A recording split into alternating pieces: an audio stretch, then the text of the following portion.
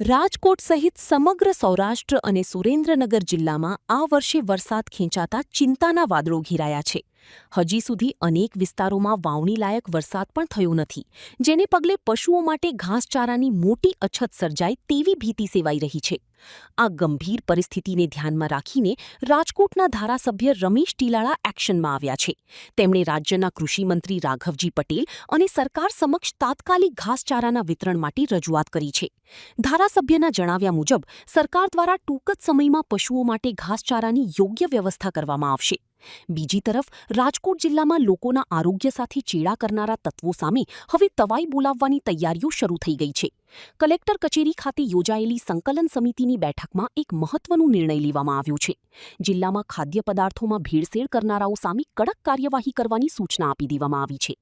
આ બેઠકમાં હાજર રહેલા ધારાસભ્ય રમેશ ટીલાળાએ જણાવ્યું હતું કે જનતાના સ્વાસ્થ્ય સાથે ચેડા કરનાર કોઈપણ ચમરબંધીને છોડવામાં નહીં આવે અને તંત્ર દ્વારા આવા તત્વો સામે કડકમાં કડક પગલાં ભરવામાં આવશે.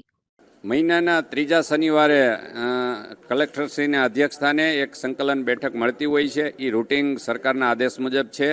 ત્યારે આજના મુદ્દા તો હતા, જે કંઈ મુદ્દા હતા એમાં મોટાભાગના મુદ્દા અમારા સોલ્વ થઈ ગયા છે.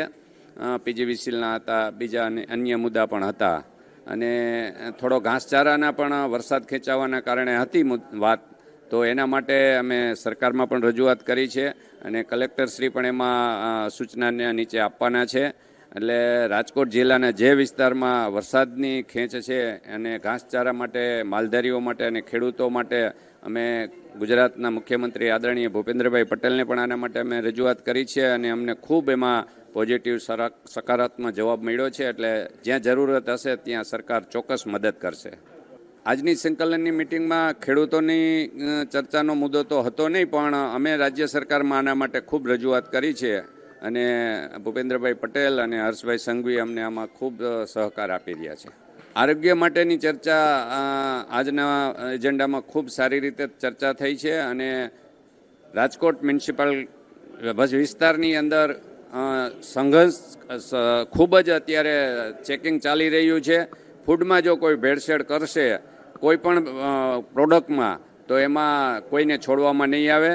શહેરની અંદર તો અત્યારે ચેકિંગની ખૂબ ઝુંબેશ ચાલે છે અને હવે ગ્રામ્ય વિસ્તાર એટલે રૂરલમાં પણ ચેકિંગ થવાનું છે અને એમાં સરકાર કોઈ બાંધછોડ કરવા માગતી નથી ફૂડની ભેળસેળની અંદર.